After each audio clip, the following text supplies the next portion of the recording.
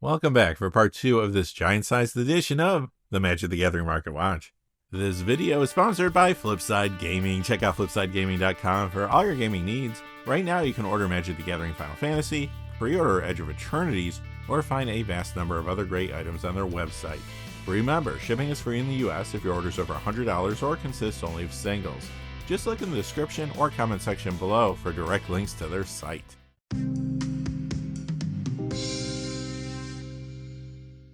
Hey there, this is John from Heroes and Legends, and welcome to another edition of the Magic the Gathering Market Watch.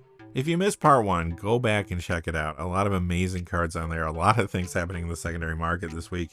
You already know the market has been extremely turbulent in the wake of Final Fantasy, but now it's also reacting to the recent standard card bannings and Edge of Eternities previews and leaks. In part 1, we saw the cold cards numbered 12 through 7 and the hot cards numbered 30 through 16. In this part, we'll conclude our journey by counting down the top 6 cold and the top 15 hot cards. As always, our lists are based on 2 pieces of criteria: the percentage change in the value of the cards, as well as the change in the number of sales from week to week. We'll quickly look at the cold cards and then spend a little more time on the cards moving up in price. Quickly before we get started though, I do want to say thank you to one of our Legend Tier channel members, and that is Miguel Almendras. Miguel, thank you so much for being a channel member. It really means a lot. It goes a long way.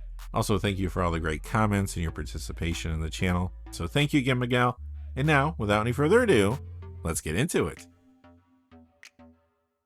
We'll begin with the top 6 cold cards of the week. Remember, our cold cards are considered cold because they're moving down in value. They're not necessarily seeing less play. 5 out of the 6 cold cards from this segment are from Final Fantasy products, and for the most part, they're getting a good amount of play. However, some demand for them has been satisfied due to the huge number of packs that have been cracked over the last few weeks. But let's jump in, beginning with number 6. Angel of Jubilation, down $1.78 to $12.50. That's a 12% decrease. This is good in Giada Font of Hope commander builds, but it's moving down this week. Moving up 1 spot this week to number 5, Summon Knights of Round, down $2.84 to $20.78. That's a 21% decrease. This was number 4 on the hot list last week. This week it lands at number 4 on the cold list. Summon Ixion, down $3.92 to $6.06. That's a 39% decrease. This is from the Final Fantasy Counter Blitz commander deck. Up 1 spot this week to number 3, Solace Rune Knight, down $4.32 to $20.16. That's an 18% decrease. This is the foil copy from the Final Fantasy Revival Trance commander deck.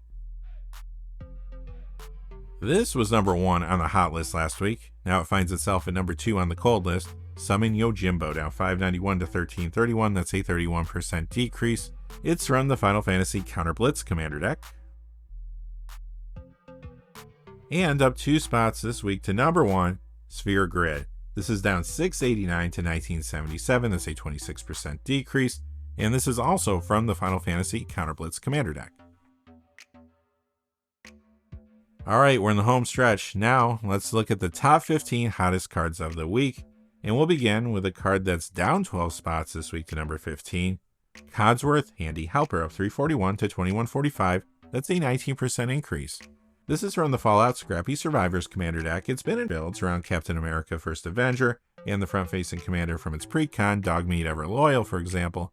But now the equipment support from Final Fantasy is moving this card. It's appearing in 1v1 dual commander decks and regular commander decks around Cloud Midgar Mercenary.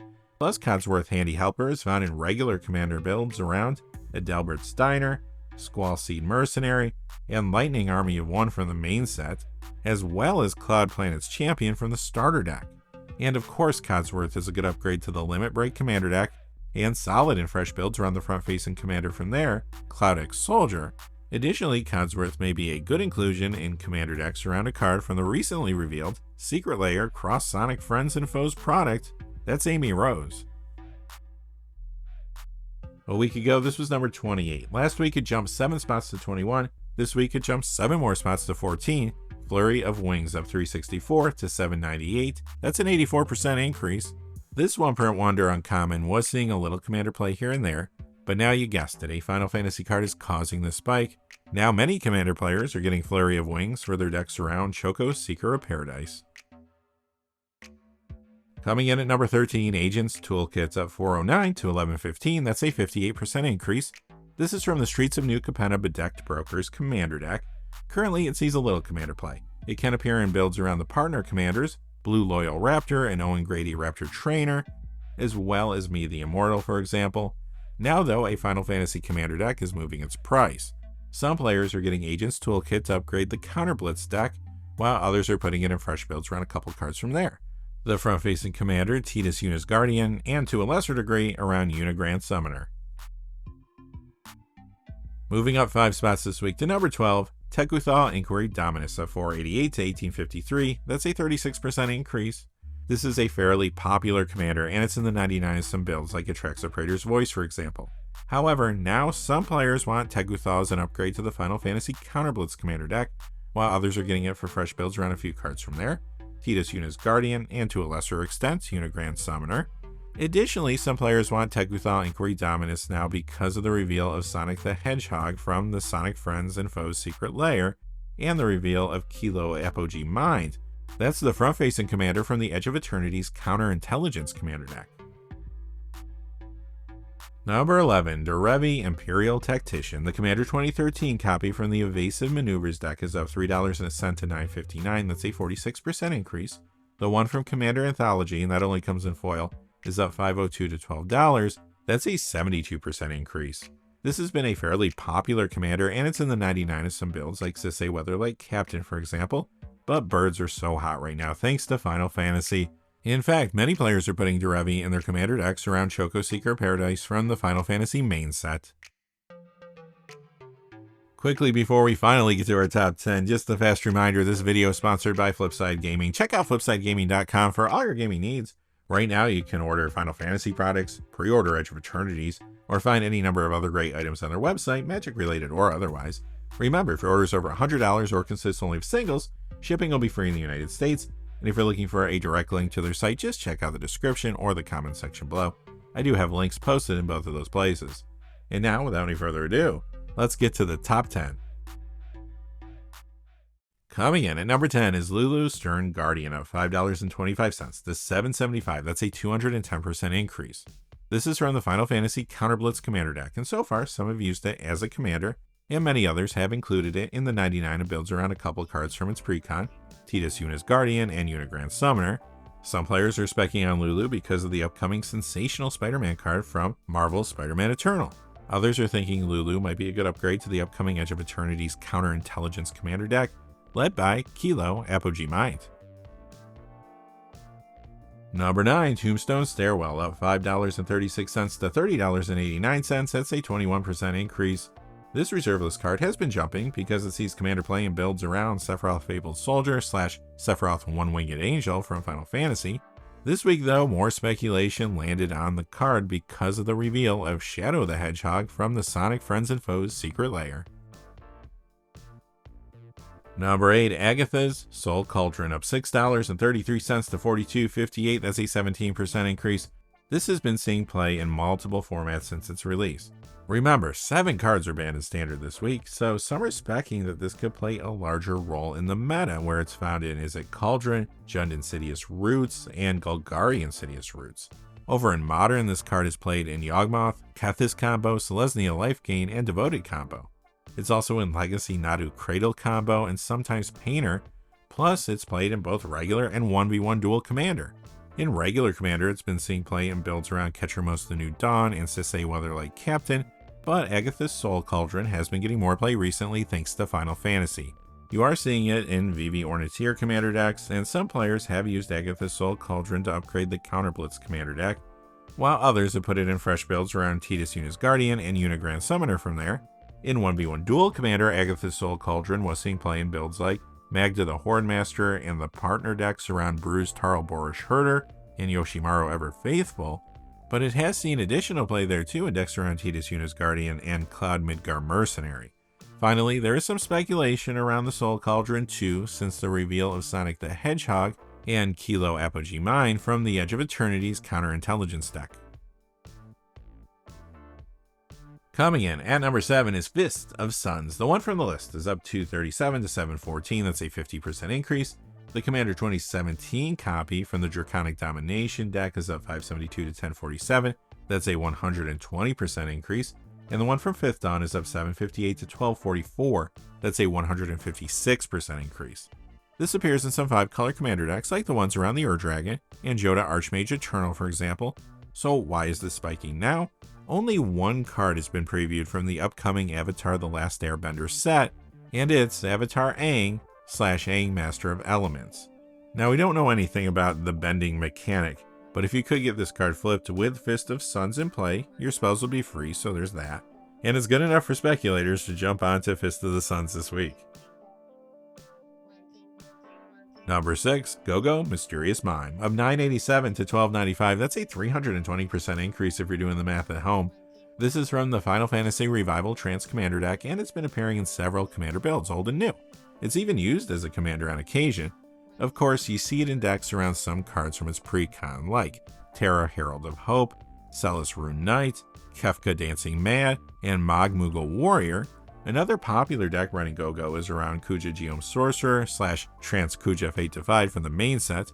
However, there is another card pushing Go-Go Mysterious Mime's price, and that is Sonic the Hedgehog. Go-Go's ability to clone your commander is really good, and it quickly found its way into many Sonic deck lists. Number 5, Nether Trader. The Time Spiral Remastered copies of 324 to 1776. That is a 22% increase. The Time Spiral copy of 1052 to 2554, that's a 70% increase. This has been known to get a little bit of commander play in decks like Gix Yawgmoth Praetor and Yuriko the Tiger Shadow, for example. Now though, there are a couple Final Fantasy cards pushing this. I'm seeing Nether Trader appearing in commander decks around Sephiroth Fabled Soldier / Sephiroth One-Winged Angel, and to a lesser extent around Reno and Rude. However, there's another card making Nether Trader spike this week. It's Shadow the Hedgehog from the Sonic Friends and Foes Secret Lair. I'm already seeing Nether Trader appearing in those commander deck lists. Moving up 7 spots this week to number 4, Helvar God of Battle up 1093 to 3363. That's a 48% increase. This has been appearing in several commander decks for quite some time, like Sir Gwyn Hero of Ashvale, as well as the partner commander builds around Arden Intrepid Archaeologist and Rogue Rock Son of Roga, for example. But you know where this is going. Final Fantasy has brought more equipment support, so now Helvar is moving up. Many players are grabbing it to upgrade the Limit Break commander deck, while others are adding it to fresh builds around the front-facing commander from there, Cloud X Soldier. Plus, Helvar God of Battle is in the 99 of several decks around cards from the main sets, like Cloud Midgar Mercenary, Lightning Army of One, and Adelbert Steiner. Additionally, Helvar God of Battle is appearing in early deck lists around Amy Rose from the Sonic Friends and Foes Secret Lair. Plus, it's also worth noting that Helvar can be found in the 1v1 dual commander builds around Cloud Midgar Mercenary too. A week ago, this was number 15. Last week, it hit the 2 spot, but this week, it drops 1 spot to number 3. It's Sigarda's Aid. The Eldritch Moon copy is up 810 to 2805. That's a 41% increase. The Commander Legends Commander copy from the Arm for Battle deck is up 1265 to 2909. That's a 77% increase. This is currently used in the new modern Boros Hammer Time deck, which has been hot recently. Several Tarkir Dragonstorm and Final Fantasy cards can be found in some of the builds, like Raban, Bull of Alamigo, Corey Steel Cutter, Cloud Midgar Mercenary, Zack Fair, and Buster Sword. We'll have to see how the meta responds to it in the long term, but for right now, the deck is hot. Sigarda's Aid has also been known to see play in both 1v1 dual and regular commander. In dual commander, it's been in Light Paws Emperor's Voice, and in regular commander, you see it in Light Paws as well as Captain America First Avenger, for example. Again though, Final Fantasy's equipment support is playing a role here too. In both regular and dual commander, I'm seeing Sigarda's Aid in decks around Cloud Midgar Mercenary. It's also a good upgrade to the Limit Break commander deck, and the cards appearing in fresh builds around Cloud X Soldier and Tifa Martial Artist from there. Plus, players are using Sigarda's Aid in builds around Lightning Army of One, Squall Seed Mercenary, and Adelbert Steiner from the main set. On top of that, don't forget about the speculation around Amy Rose. Sigarda's Aid is in deck lists around that card too. Moving up 5 spots this week to number 2, Stoneforge Mystic. The Double Masters copy is up 907 to 3596. That's a 34% increase. The World Weight copy goes up 1405 to $40. That is a 54% increase. First off, this is in Modern Death and Taxes, as well as that updated Boros Hammer Time build I mentioned a moment ago.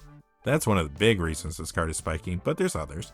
In Legacy, Stoneforge continues to be a strong card in Yori and Death and Taxes builds and Jeskai Stoneblade.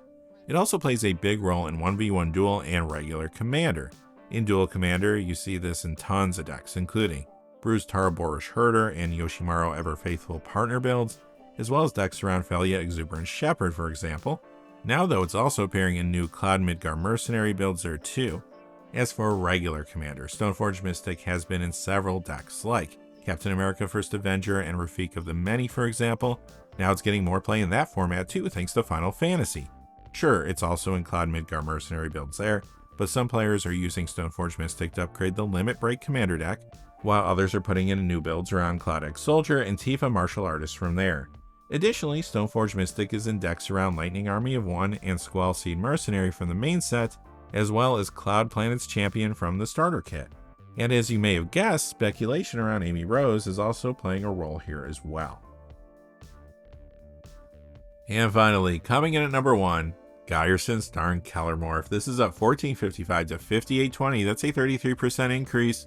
This is from the Warhammer 40k Tyrannid Swarm commander deck. It remains a very popular commander in both regular and 1v1 duel commander.